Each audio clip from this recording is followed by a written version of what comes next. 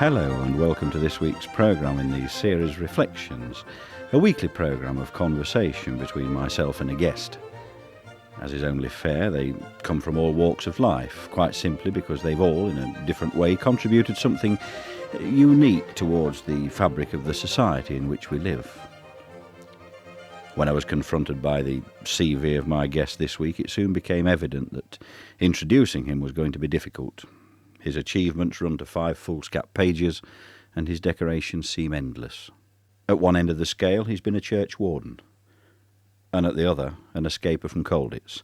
So you see the difficulty. Then, in conversation last week with someone who knew him, and who I also know, I found the problem solved when this mutual friend, and I'm not about to say who he was, said to me, if you've got Colonel Peter Storie Pugh on your side, you don't need anyone else. Sir, welcome to Reflections, and tell us first of all perhaps when and where you were born.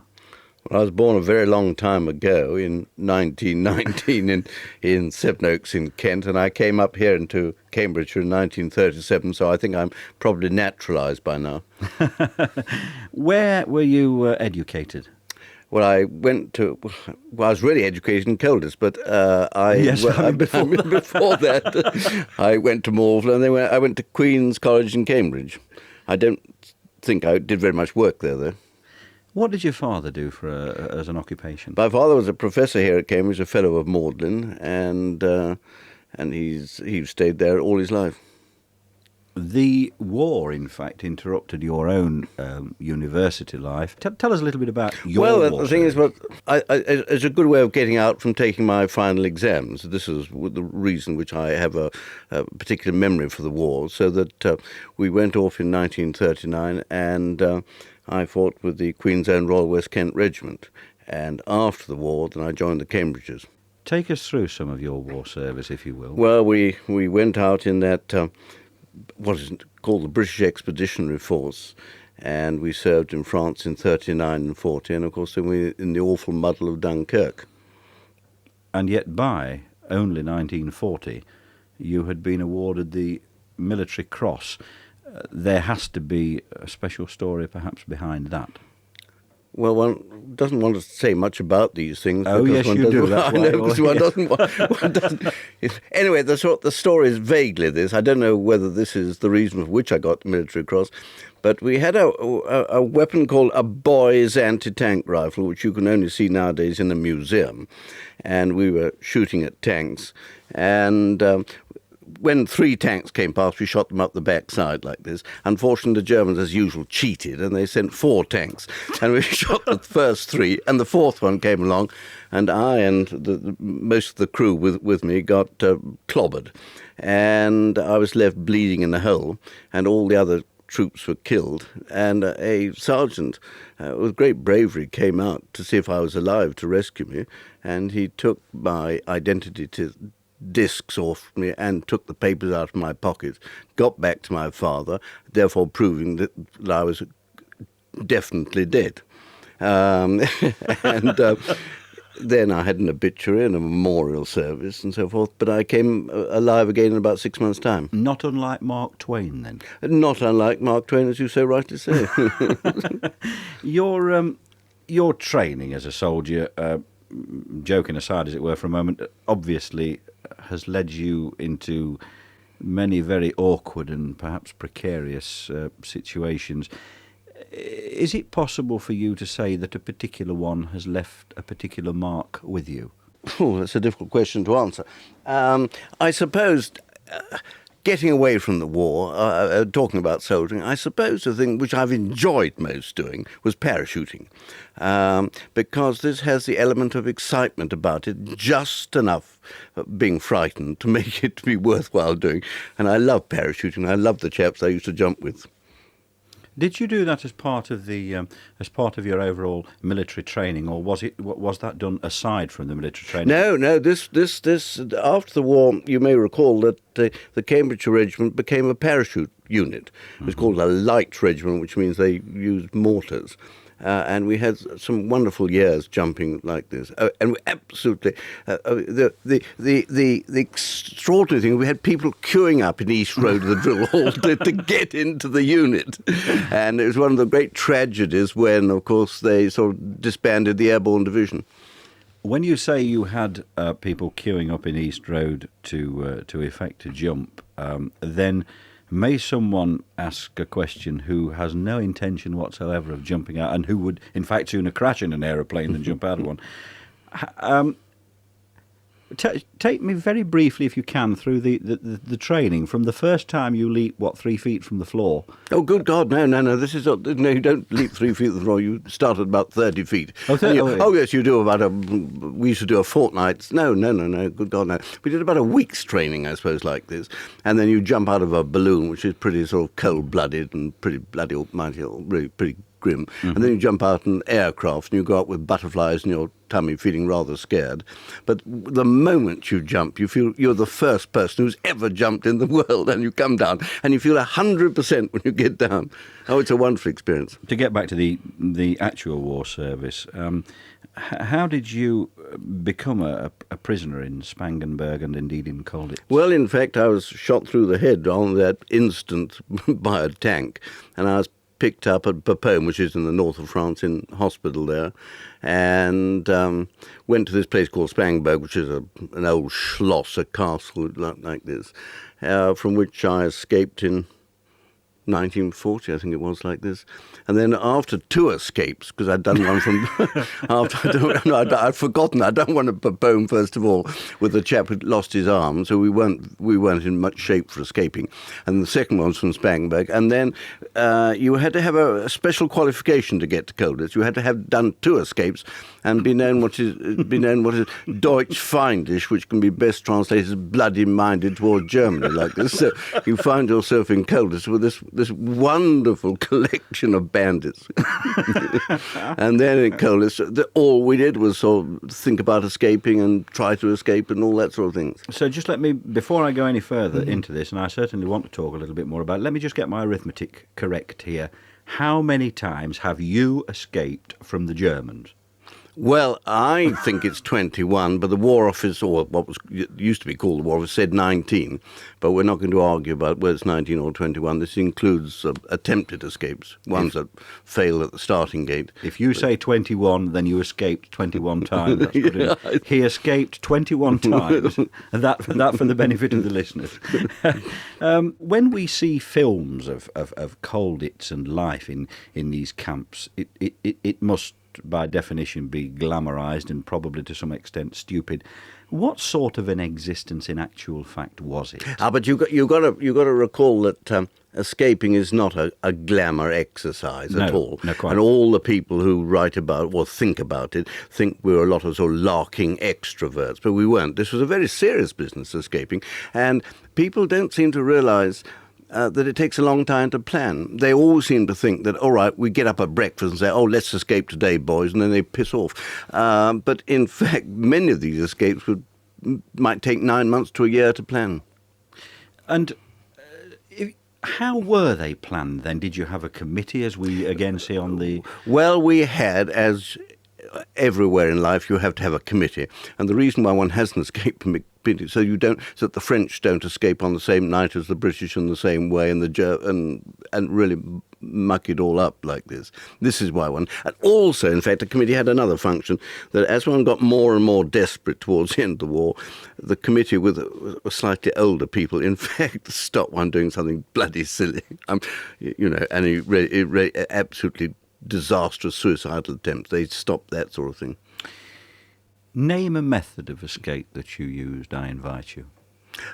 Oh, gracious me. Of course, the tunnels, which are always the intellectually bankrupt person's idea of escaping like this. The best escapes, and I'm not one of those people, the best escapes were the ones which were done by trick and cunning, people going out in German uniform or its equivalent, and all the successful escapes really were done by this way. The ones that I like were the sort of drawing swords and charge type of thing, because this is more in my character. Did you do any of that kind? A certain amount, yes. And also, fortunately, mostly in the dark, so one didn't so terribly. I mean, climbing across a roof 5 or 6 stories high is the most frightening thing. And when you look at it in daylight, you think, my God, how the hell did I do it? But if it's dark, it's not so bad. On a serious note, and goodness knows it's difficult to even talk about this seriously to you, did you find yourself in the company of, for want of a better word, traitors?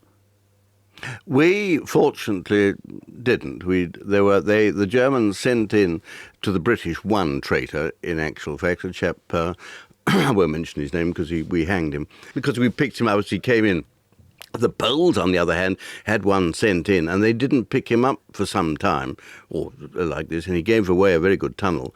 But then the Poles picked him up and they bashed him with bricks, and that sort of quietened him down and told the Germans to take the body out. So, in actual fact, these people were dealt with locally, at local level. At local level, that's right. But those the only two that I recall. There may have been others, but the only two that I recall. There's only one British. You have, in fact, been awarded several military decorations. Now, I have to ask, was it a determination to get over things, as it were, at all odds? Or, as we so often hear recipients say, were some of them a matter of lunacy? Well, I think that basically, I think that everybody at Colditz had one object, which was to get back into the fighting. Now, I don't think this applied elsewhere in other prison camps to quite such an extent. And if one happened to be lucky enough to sort of, one's number came up, well, this is what it is. Let's pause there for a piece of music. And I think probably a fairly appropriate piece.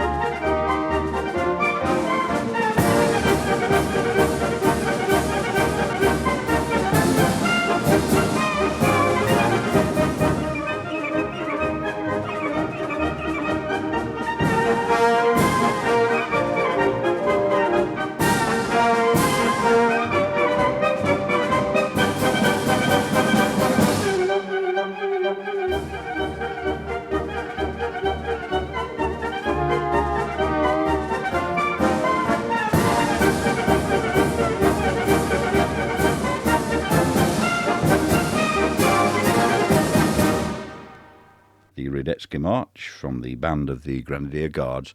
You're listening to BBC Radio Cambridgeshire. The programme is Reflections, and my guest this week, Colonel Peter Storie Pugh. Peter, the Territorial Army seems to have played a fairly large part in your life. Can you catalogue perhaps the differences in it between as you see it now and as you see it, 30 years ago? Well, I've got no experience of really what's going on now. I'm certainly much more efficient. But I owe a very great deal, in fact, to the Territorial Army. I think it taught me, I look upon it as one of the formative activities that I've done in life. Not so much the Territorial Army as such, but the regular soldiers with whom I came in contact. And I think they taught me a lot. And I had an enormous amount of fun. There's no doubt I've spent a vast amount of time playing at soldiers. We shall have to agree to differ there. I'm not altogether sure that I ever did enjoy that. But... No, I mean, I like the sharp end type of things. I don't like being an intellectual soldier looking at maps and measuring things. No, I just like drawing swords and charging. Can you tell me what it was like, in fact, after this dramatic war service, coming back to the relative quiet of an academic life in Cambridge? Well, of course, the first thing is, of course, we felt terribly old. We were old. We were 24 or 25 or 26, and the undergraduates and so forth were 18 or 19. And we all wanted to work hard then. We hadn't got any time to mucking about, and we just wanted to get on and start a new life and forget what we'd been doing. But we didn't find it difficult, actually. Take me through university life in Cambridge at that time, then, just after the war, because I imagine, again, it must have altered tremendously since then. It was still a fairly old-fashioned type of life, not as old-fashioned it had been before the war. I mean, when I was an undergraduate, we still had compulsory chapel, had been at 10 o'clock at night and got fined sixpence until 11 o'clock and half a crown between 11 and 12. And that had gone to some extent then. But there was still a certain amount of that left. But we really played... I think we were slightly dissociated ourselves with the youngsters. We just wanted to get on and work and get out and finish and start earning our living again. You have, in fact, had an extremely outstanding career in matters of veterinary medicine, and you've sat on many committees and so on. Now, what are the issues that you personally have felt most concerned for in this respect? Well, I wouldn't say what I've felt most concerned for, because I've covered a wide spectrum of, and still do cover a wide spectrum of various interests, but I think the ones that I would say now are of particular importance is the question of animal welfare, the protection of animals. I think this is the thing that one is becoming more alive to, as not only as an emotional, sentimental idea, but as one of the more scientific things. It must surely have done also the industry a very great deal of good. The question of the restrictions that have been put on the keeping of animals now, even as opposed to those that were in vogue. Yes, I think the whole atmosphere today is not only that, in everything about consumerism and about the environment and everything is changed. I mean, it's bound to change. And one of the things which is changing is our attitude towards animals. And we've just got to recognise that they have certain rights, and we're more used to doing things like this. I think this. Over the years, as it were, you have been recognised and very highly for your contributions towards veterinary medicine. Now, do you think that the profession as a whole gets sufficient respect or acknowledgement for the work that it so clearly does? I'm not certain really what that means, but all I can say is that if you want to read veterinary medicine, you have to have higher A levels than any other single profession. I mean, you've got to have 2 A's at A and a B, at least, to have a chance of getting into a veterinary school. And this doesn't only apply to the United Kingdom, it applies to other countries as well. I think the training is also longer, isn't it, than for a doctor? No, it's about the same. I mean, I think they both do. Here at Cambridge, we do 6 years, and I think the medical course is 6 years plus a bit, something like this. But I don't think one goes into this for acknowledgement. I think one goes into it because one's got a vocation to do this sort of thing. How did this work, in fact, take you into your involvement now with the EEC? Well, I was vice chairman of a parliamentary committee in 1962, and I spoke French. And they said, well, we ought to send... Oh, come on, it's got to be more and they said, well, somebody has got to go as an observer to Europe. Who's going to go? You better go, you see. And in 1962, I went there, and I sort of sat there, as most people do, thinking this is a bit of a sort of tourist swan. And then suddenly, somebody asked me to go up to Thetford to lecture on Europe, you see, and I suddenly realised I didn't know the first thing about it. So I got my wife to get all the books that I could find and sat for 3 days, and I became absolutely convinced, a sort of road to Damascus type of thing. And I've always been a convinced European ever since. I'm not altogether sure I'm going to believe that. I mean, that just does not sound feasible. But still, I've got to take your word for that. Let's go back to 1963. You were, in fact, appointed a Deputy Lieutenant for Cambridgeshire. Now, we have discussed the involvement before the show of this. You tell me what the duties involve, principally. Well, the duties, I mean, there are certain, I mean, the duties go back many hundreds of years, which is to raise troops to support the Queen. But I think today they have been restricted to wearing uniforms in Ely Cathedral and attending the funerals of other deputy lieutenants.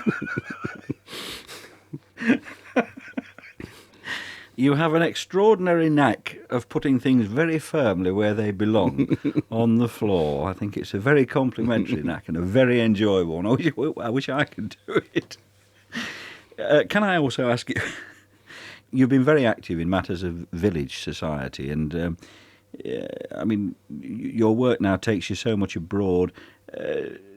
Do you miss this work, and if so, to what extent? No, because I have the thesis that you shouldn't go on holding on to various local appointments forever, that it should be younger people should come along and do these sort of things. I've enjoyed the times I've spent on the parish council as being a church warden and that sort of thing, but one mustn't let this sort of dead hand of the past guide the present. So no, I don't miss it in that sense. To a note of seriousness again, just for a moment, if we could. Over 1 million British force has lost in World War One. Something of the order of, half that sum in the Second World War. These were the figures that I was given earlier today. I'm bound to ask how someone who has been a prisoner of the Germans so often during the last war, and in fact fortuitously escaped on many occasions from them, now wants to associate themselves at all with these ex-enemies? Well, of course, there are two aspects to the answer to this problem. The first thing is that 95% of the German forces behaved totally correctly throughout the war. I mean, there's no question about it. One tends to think about these awful atrocities which were done by a very small minority. I mean, this is exemplified by the fact that the senior British and senior American officers at Colditz gave a sort of laissez-passer for the Germans to say that they had behaved correctly throughout the war. So therefore, in fact, it's not fair to look upon all Germans as being associated with the SS atrocities. And the second thing is that it's no point in looking back. We've got to look forward, particularly for the youngsters, and we've got to do something about building a new society. We don't forget the past. We don't throw it out of the window like this. So we remember these things. I don't think we should forget them. But on the other hand, we've got to build something for the future. And that is why I think that we have got to be Europeans, whether we like it or not. And the one aspect of this which I think would come home most closely to me is that children should speak foreign languages. And I really do believe this, that if the children could be impressed at schools that the languages are something which are real and not just an academic subject. You see that in Brussels now, where we meet all kinds of nationalities, we argue like mad on different points of view during the daytime and in meetings, but of course once we're outside the meeting we're all friends together. I mean, it's really quite remarkable. And if that sort of spirit could be got across to a generation, the younger generation, then I think we'll be making some progress. But quite obviously, this is there are all kinds of nonsenses which go on in the community. There are all kinds of nonsenses, but we are heading in the right direction, in my view. One final question, then, if I could. One that I ask many of my guests, and most of them elect to answer it, although some don't. Is there, in your wide and varied life, one particular memory of a place, a time, or an event which will always be most special to you? In other words, if you were called upon to discard every memory that you had, bar one, which would be the one that you would keep? Once upon a time, I was in Wiesbaden, and I had a telegram to say that 3 American girls were coming to visit us, and would this be all right? So I answered, yes, it would be. So I came home, and there had been invited 19 youngsters. I was much older than everybody else, plus these 3 American girls. And they were all a bit nervous. And at the end of dinner, instead of all the women going out and drinking separately from the men drinking their port, I thought this is a bit of nonsense at this sort of age. So we changed places round. And a girl came and sat on my left-hand side. And after talking for 2 or 3 minutes, or a little bit longer than that, I said, would you like to look at the garden? Rather conventional opening, isn't it? Look at the garden. Now, please be careful, we are on the Yes, air. we are on the air. So she and I walked into the garden, and half an hour later we were engaged. That is half an hour after we first met, and we've been married ever since. Beat that. No, I don't think I can beat it. After the programme, I'll tell you a story, but I can't beat that one. Well, this then has been Reflections, and my thanks to Colonel Peter Storie Pugh for being with us. Perhaps we can talk again sometime, Peter. Meantime, my thanks to you for listening, and to Janice Bidwell, the programme researcher. Hope you've enjoyed the show. If so, tune in again next week. Same time, same station. Until then, goodbye and take care.